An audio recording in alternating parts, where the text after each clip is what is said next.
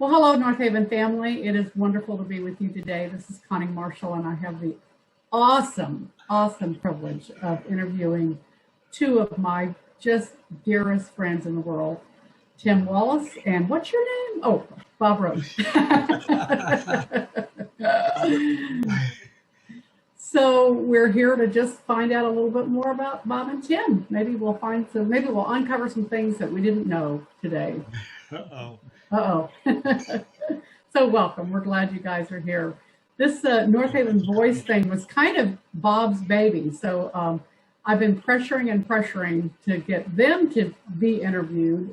So they finally succumbed and agreed to do this. So we're happy you're doing this. So why don't we take turns and each of you talk a little bit about your growing up years, your parents, your siblings, where you grew up, and a little bit about your childhood. Tim, you go first. Okay. I grew up in a small town in Arkansas in a Southern Baptist family. I have two older sisters and an older brother. I'm the youngest one. And we just kind of grew up what I felt like was a normal life. What did your folks do? Were they employed? My dad was pretty much unemployed. He was disabled veteran, and mother worked at a shirt factory and a grocery store. And then after I left, she was working at a rug mill there. So. And your mother is still alive because I know you go visit her. Yeah. Yes. And my father, he later took a job as a security guard at the college, and he just loved that job, being in the know with everything that was going on in the police world. So cool. That was his last job. That's great. And Bob? Well, I was born in Clovis, New Mexico, and raised in West Texas. So my dad was in the oil industry, so we were seismic. So we moved around quite a bit. We lived in a trailer house. We were called doodle buggers. So we would move from one place to the other because there would be drilling and seismic work, and then we'd pick up and move down the road again somewhere else. So that was for up until my junior high years. That's where I grew up. My dad is from Arkansas, and my mother's from Mississippi. So a lot of connection in the southern, Mississippi and Arkansas as well. You have siblings? I do. I have an older sister, 11 months older than I am, and a younger sister, 2 years younger. So I'm the only boy, and I am the middle child. So I've made sure everybody was happy. And I got special treatment because I was the only boy too. I can imagine. Well, good. Well, that's great. Yeah. Well, okay. Let's talk about what do each of you do for a living. Bob, start with you this time. Well, my career started off in the banking industry as a computer auditor. After I graduated from college, I went to East Texas State University, which was get my undergraduate, which is now Texas A&M Commerce. And then I was there I worked for Mercantile National Bank, which became M-Bank and then Bank One. So it's all that transition. But I was with them for 10 years, and then I evolved in working with the software vendors. So I traveled quite a bit working with large software vendors.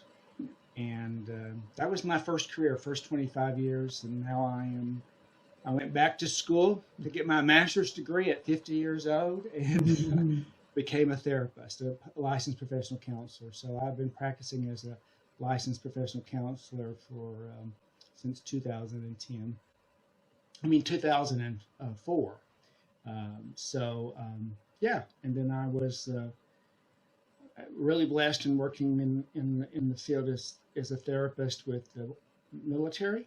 I did that for 5 years, and also worked as the clinical director for Legacy Counseling Center for 9 years. So now I'm retired, so I say.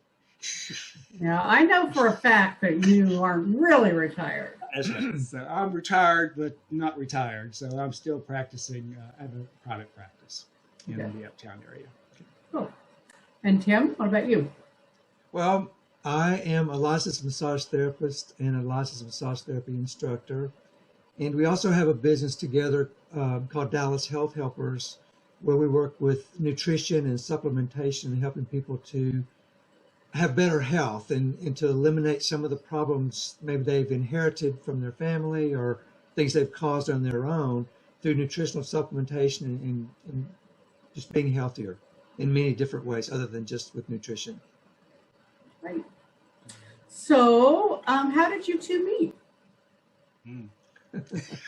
You want to tell the story? Okay. We were both working in the corporate world at the time and close to each other, and we would work out at the same gym at lunchtime. Bob was training for a marathon, and I was just trying to maintain health, and we got to know each other there at the gym. And that's been a long time ago, but it was one of the most fortuitous meetings of my life. Yep. And you are officially married. Yes. Yeah, we got married officially in 2017 on January 1. So, but we've been together for about 30 years. So, but we were married 2017, which was really probably one of the most special days of my life. I'd been married before, of course, and I thought, well, we'd been together. We did all the legal stuff to protect each other, and then we decided to get married. It actually been Marshall married us in our home, and I cannot begin to describe what a special day that was, and very special. That's great. It still makes me smile. That's great, wonderful. Well, let me bounce back again. Something I should have asked you when we were talking about family. So, Bob, I know you have children and grandchildren. So you want to tell us a little bit about that?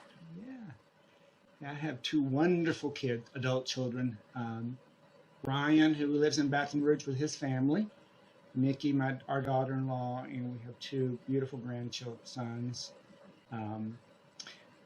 Robbie, named after myself and after his other grandfather, Robert Peter Roton. And then we have Remy Francis Roton as our other grandson, who is 5 years old, and Robbie will be 7 years old in March, the 21st. We also have three girls that we call our granddaughters that were my son's first fiance, who passed away with cancer at 21 years old, unfortunately. But she had three beautiful girls. So now the twins are 21 and in college, and then the younger one is 18 years old. So they're very special to us as well. So they're our grandchildren. That's wonderful. And I have a daughter, Lindsay Nicole Roton, who just recently moved to Houston to be with her significant other. So we miss her. She had been here in Dallas for a very long time, and would also often come to church to visit us. And so we do miss her, but we're very happy that she's in Houston with her significant other. So we have a beautiful family, and just very, very, very blessed. Yes, we are. Great. Great. Well, tell me about coming to Northaven, and how did you find Northaven? When did you come? Talk a little bit about that. Well, we had been to a couple of other churches that, for one reason or another, too long to get into in this interview to talk about, but we had been to a couple of other churches, and they just didn't work out for whatever reason.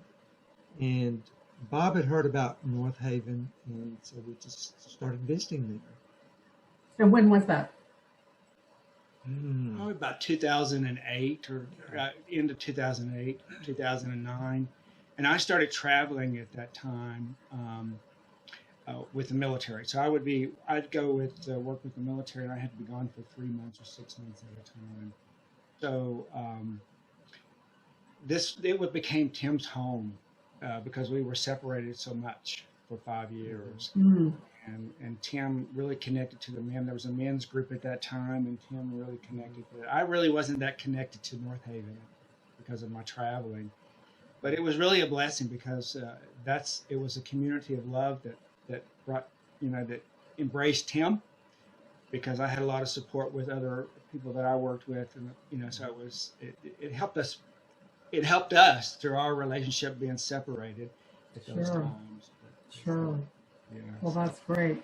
And then we joined on Valentine's Day. Day in 2010. So. Good. Good. Well, that's wonderful. That's wonderful. I know that you're both super, super involved. So tell us some of the committees and groups that you guys are involved with. I'll go first. My list is shorter. Okay. I ring bells with the Ringleaders Bell Choir. We teach Sunday school for the kindergarten and first grade. I do some video work with that, and also help with the audio video team at the church as well. And we're involved in the men's group that Bob started as a part of the Connect team how many years ago, and then the Connect team. We're both on the Connect team there as well. I'm just there. Yeah. All the time. Oh, volunteer. Y'all do that. I'll do that. I'll do that. That's right. See, Bob, that's why you and I, Yes. Yeah.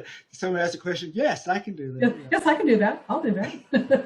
Absolutely. Well, I am, as Tim mentioned, I'm the lead, I guess, of the Connect team, and just love every minute of it. We have, and of course, you're a part of that Connect team with us, and we have a lot of fun and a lot of great creative ideas. So that's fun, and it's been really a blessing to be a part of this team for this part of the church through the COVID pandemic, because I feel like we've done a great job in remaining connected as a congregation. And so it's been fun to be creative in ways to do that. I'm also in the choir. Love that, and it's always a lot of fun. And we usually participate in the spiritual journey class, I go back and forth to J3 class. So. Yeah. You're also on the SPRC. No, I'm not. I was. I've been on the SPRC for. He was chair of SPRC. I was the chair. Real transition. Quite a job. Quite a job. Right. Exactly. So you're both super, super involved, and the church couldn't function without you two. So we appreciate all that you do and give to the church. So, talk a little bit about your, I hate to use, let's say, about your spirituality, but what is there a favorite scripture or passage or something that you aspire to sort of live by, a quote or anything, kind of where you are spiritually? Well, my favorite quote is Psalms 3:3, and I can't quote it directly, but it's "Thou, O Lord, Thou, O Lord, are a shield about me, and you're my comfort, you're my shelter, you're the lifter of my head." So that gives me strength, or the power to go out into the day and know that I'm being protected, and just that really means a lot to me. Mm. I have two short ones, I think. And I don't even know if they're in the Bible. One of them, I know one of them is, but I don't know the other. But I think one that I live by is like a mantra for me, and it's been through a lot of the challenges, life transitions that I've gone through, and it's called love. God's love is within, and all is well. So I just repeat that a lot of times. That means so much to me, because I can feel God's love. And then the other is, I can do all things through Jesus Christ, which strengthens me. And so those are the two that come to mind when you ask that question. But, the one that I really connect with is God's love is within, because I know He loves us. He loves me. Mm-hmm. Great. The Bible story that I connect with is the prodigal son. So that is, and the reason why it connects to me is because my son was lost. Yeah, you and I have had lots of conversations about that very thing, because I too had a lost son, and so we share that in common. So yeah. So that's probably my favorite Bible parable too. No, but it was Speaks You know, volumes. you can look at your child or your son or your daughter or whatever, and you can see their heart, Exactly. and they wait for it to come home. So, Well, and in your case and in my case, both, it has such an incredibly happy ending that makes life better. A lot of people yes. don't have Well, that we're happy very ending. grateful for that ending. Yeah, yeah. And Tim was very significant in helping me get through that time. Yeah, Sure. it was a long time. It was Yeah, lost yeah. for a long time. I hear you. I Yeah. hear you. Well, why don't we close out by let's just be morbid here. But all joking aside, what do you hope you'll be remembered for? How do you, when people think of Tim Wallace or Bob Roton down the road, what do you hope they say about you or think about you?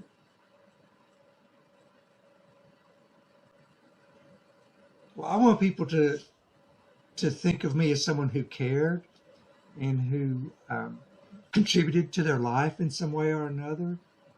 I want us to be remembered as a couple that were dedicated to each other, and we stuck with each other through difficult times and helped each other, because it's such a two-way street, this relationship, that's what I want people to see in us in the future. Great. I think I want to be, I think as a counselor, you don't know what the outcomes are, but I hope that I've been able to make that difference in someone's life, that they got some tools, something that I could be present with them and help them move through a transformation and make a change in their life. I hope that I hope I'm remembered as a very special grandfather,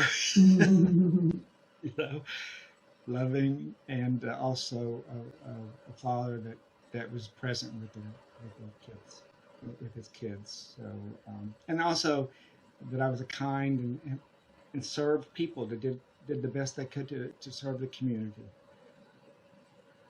Well, I know you both pretty well, and I suspect that all of those things are absolutely true and going to happen. So, two very, very special men.